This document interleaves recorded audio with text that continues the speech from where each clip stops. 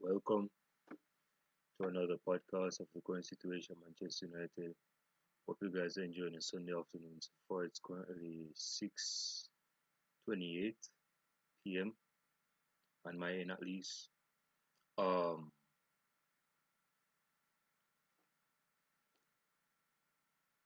I know some of y'all tripping on my dress wear for this particular podcast. But I should just put this out in the open. I've never witnessed a ceremony or a funeral service on online, like on Zoom meeting. Never, never, ever. But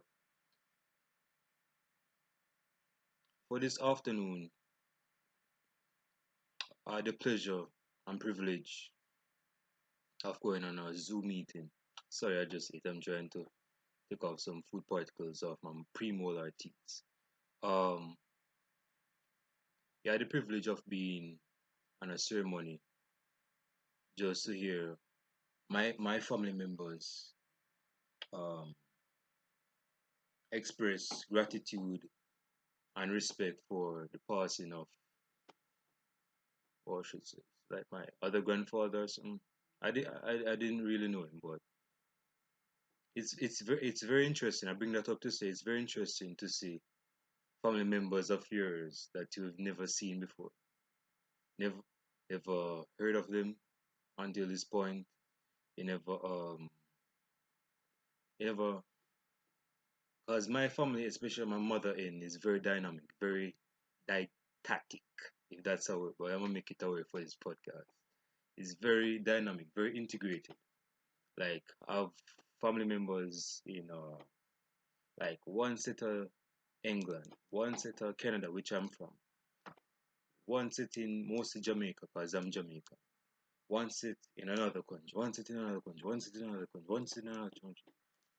So, I mean, just to see guys on the Zoom meetings with the screens up here. So, I just find that interesting.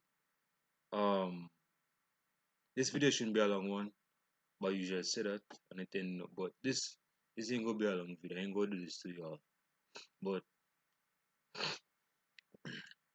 seeing that football is going to come back, I'm going to give my a brief format of my videos. With the Premier League coming back, my videos won't be that lengthy. Like my videos will be like 20 minutes, about 25 tops. Um, the shortest would be probably like 5 minutes, and that's more like when I'm giving a preview of a match, or most likely a post view, if there's such a word. Um, just call me a more explorer and originator of words. Um, so yeah, like after the match, I would give my take on Manchester United's game, how they played, and if they were deserving of the win, yes or no. So that's my format going on forwards. Another thing is I'm going to still do my lengthy podcast.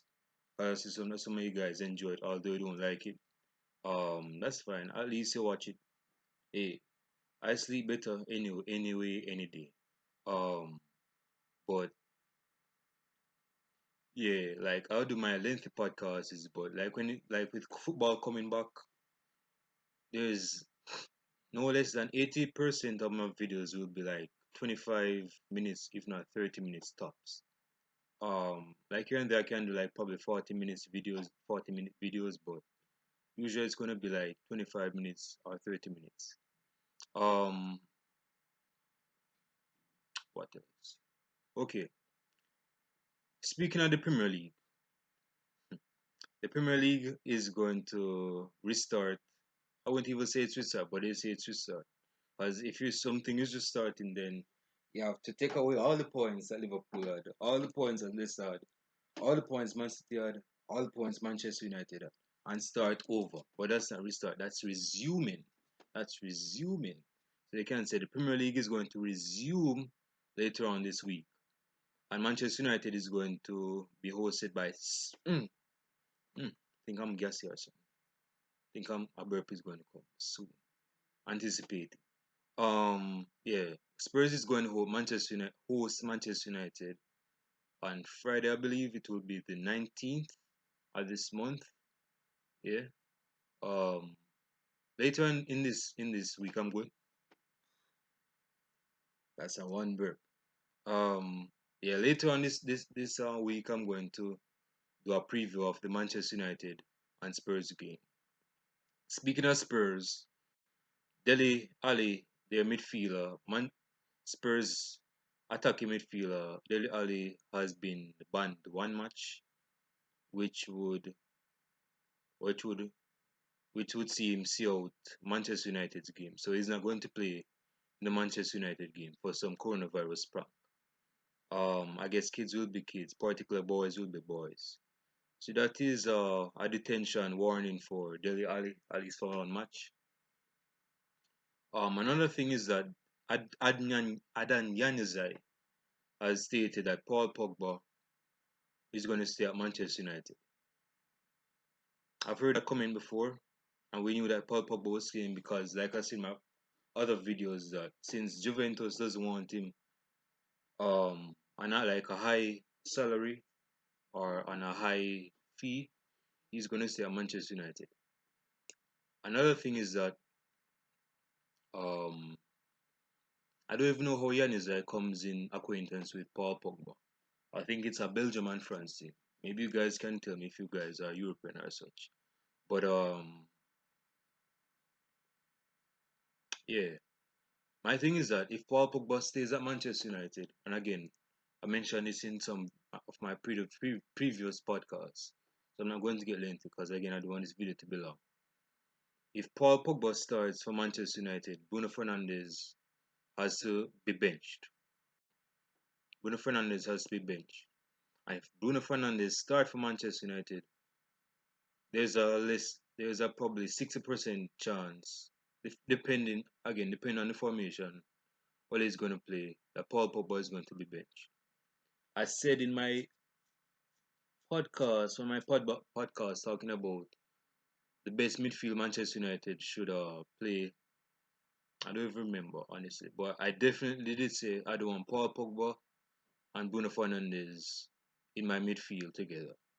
Because again, midfield is all about cohesiveness, moderation, and yeah, it's not all about flair and flavor. You need a midfield. Again, I'm not going to really go through this in information, but you need a midfield that is the dictator, that's the box to box, or the number 8. You need a defensive midfielder that is going to dictate from deep if he's that type of player, which Matic is really not. But you have spits and spots of uh, how we would say. Like there are times he will do that in the game, like spray passes to the left and to the right. But usually that's not Matic. He's not a pure type of defensive midfielder.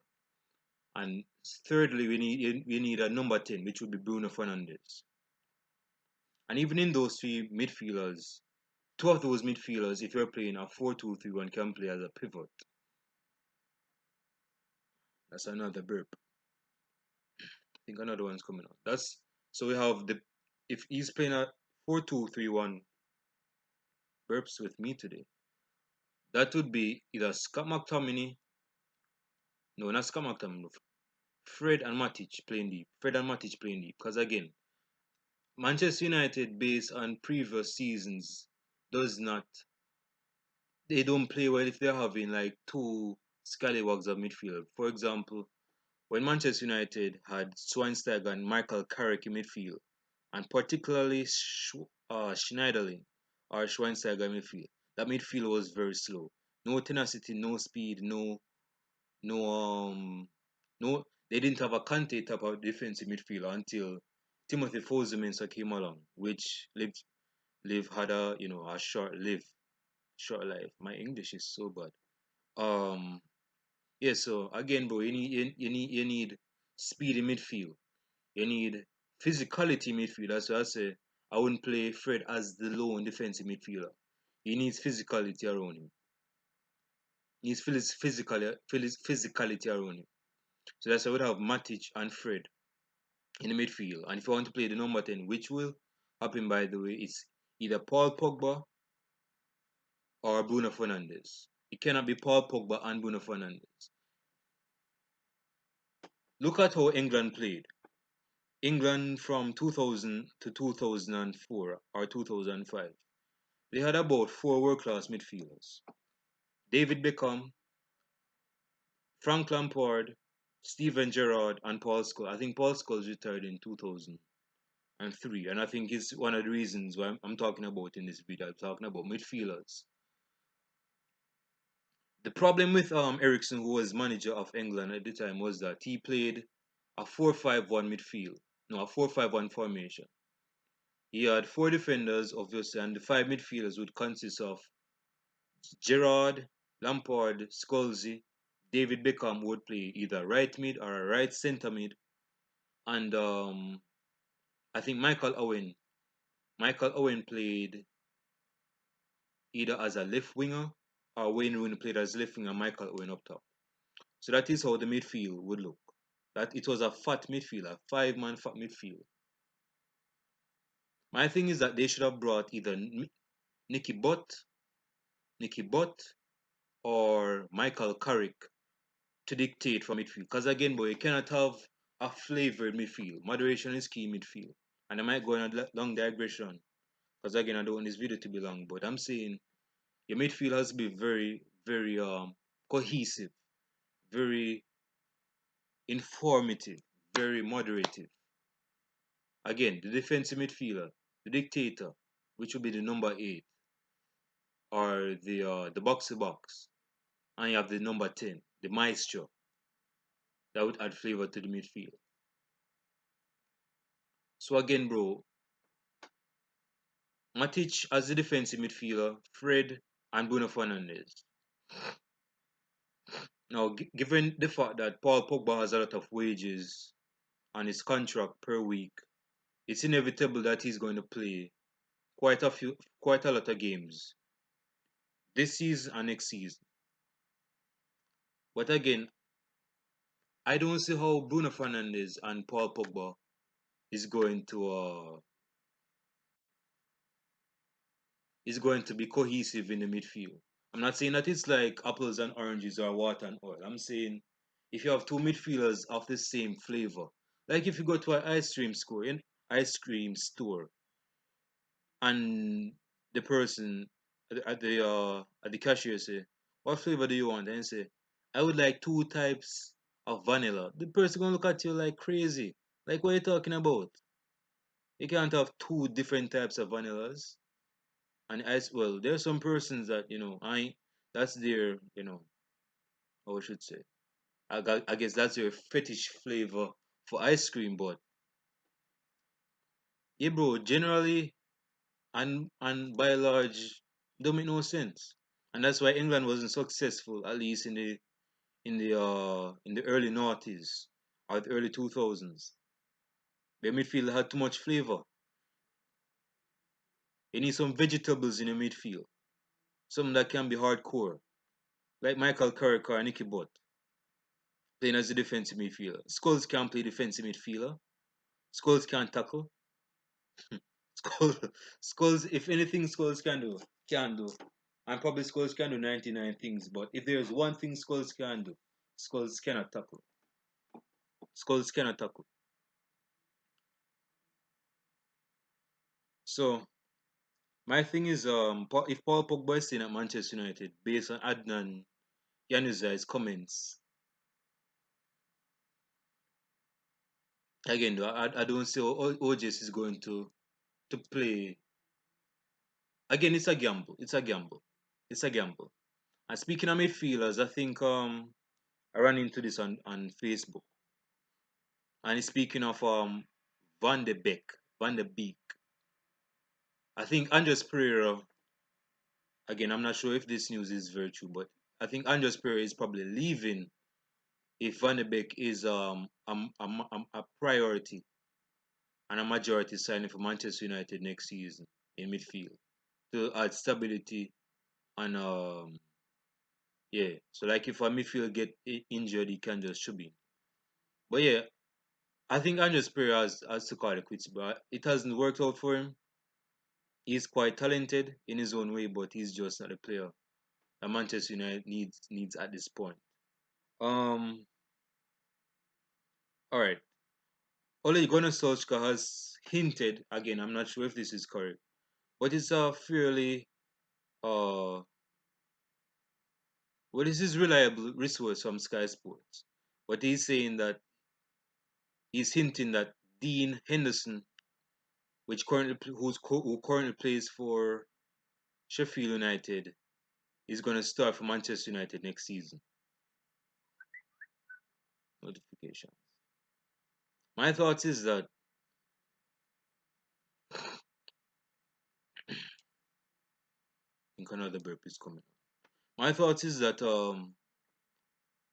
and he goes again. He goes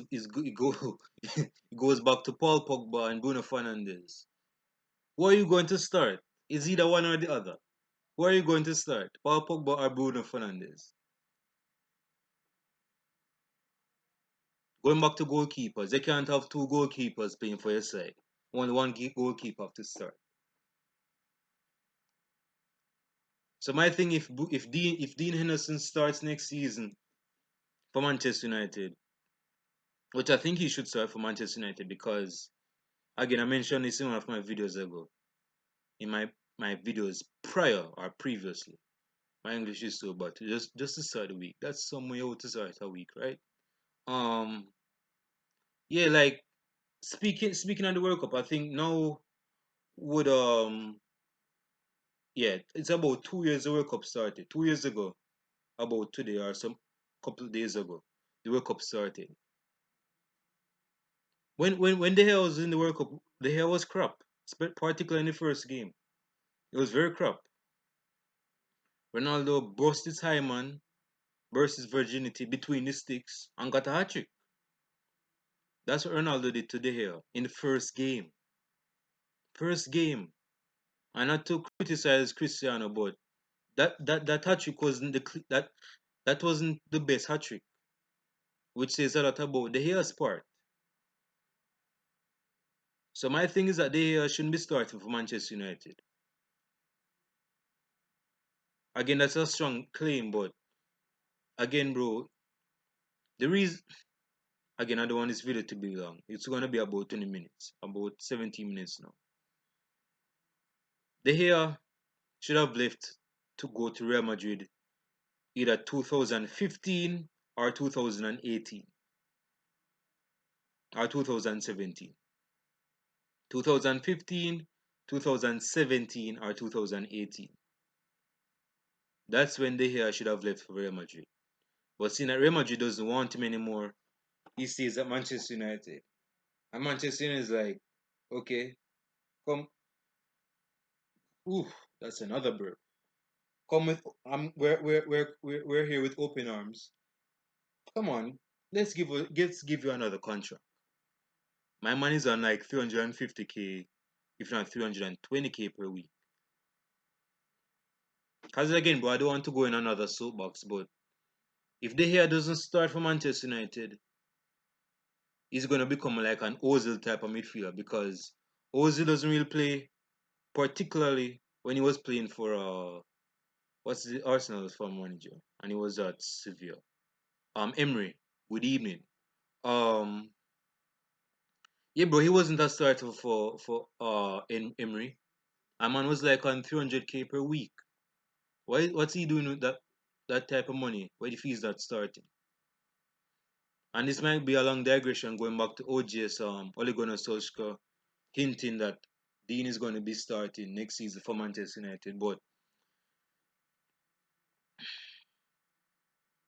I just think De Gea is not the same goalkeeper he has been, particularly if you compare him to 2018 to 2020. Two different type of goalkeepers, bro. Two different type of goalkeepers. De Gea was very much world class until the here world class status started 2015 to 2018. That's a 3 year period. He's still very good, but he's not the same goalkeeper he was 2 years ago. going on to almost 3 years ago now. David Dean is coming into his own. The problem I have with David Dean is that he's English. English goalkeepers have a tendency to mess up. For example, David James. David James was a very decent goalkeeper when he was coming up. But then, like, when he went to other clubs, like, his form went in the toilet. And England goalkeepers are not known for their well, there are a few exceptions. For example, David Seaman of Arsenal and the goalkeeper that couldn't save Diego Maradona's 2 goals. The name is slipping me right now. Please forgive me. Um, yeah. So my thing is, and this might be a long way just to answer this question and assertion, but this is a situation. If David, if Dean Henderson starts for Manchester United, which I think he should start, why is David De Gea on the bench with so much money? That this guy should have been sold, be sold long ago. Because if you're keeping David here, that's going to stagnate Joe Pereira's form as a goalkeeper. And that boy is decent. Based on what I've seen, he's decent.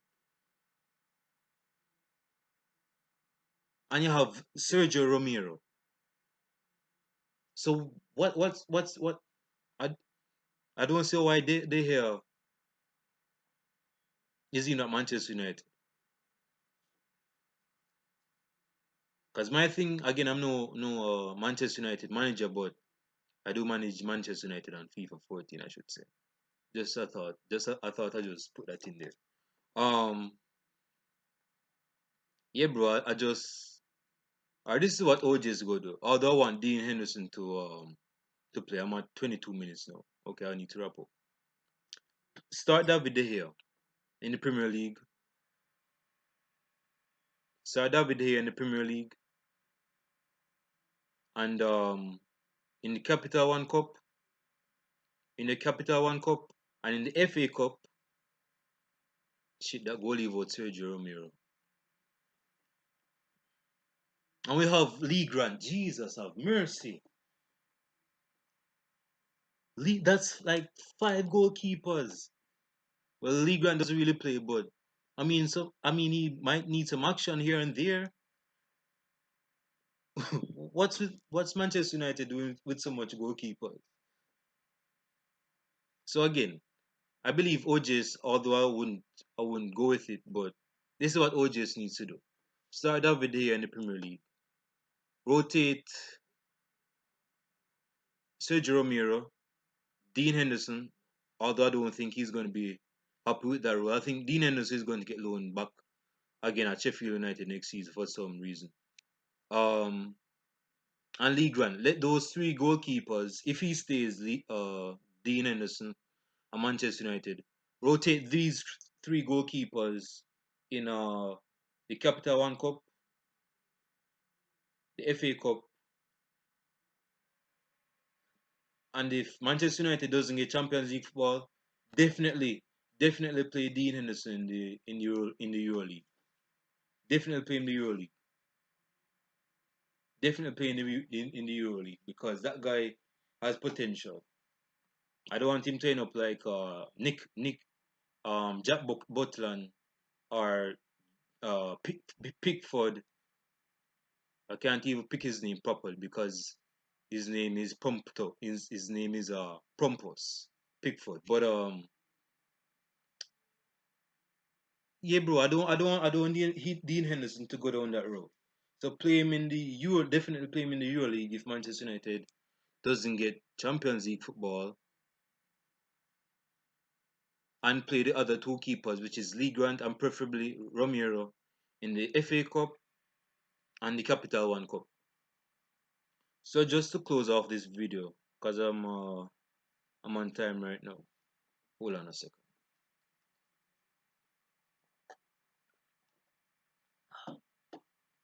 Yeah, so refreshing. Yeah, so I think although I want Dean Henderson to serve for Manchester United next season,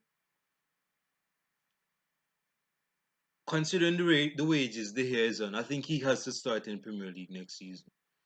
It makes no sense if De Gea starts next season, doesn't start in the Premier League next season. It's just it's not a good look.